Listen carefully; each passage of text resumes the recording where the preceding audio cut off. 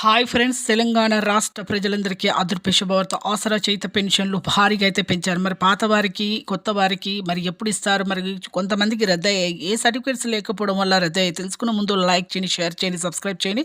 పక్కనున్న bell icon all symbol button గంట symbol నొక్కండి. అప్పుడే నేను వేసే లేటెస్ట్ అప్డేట్స్ వీడియోస్ అయితే మీకైతే వెంటనే అయితే వస్తాయండి. ఇక లేట్ చేయకుండా అయితే వీడియోలకి అయితే వెళ్ళిపోదాం.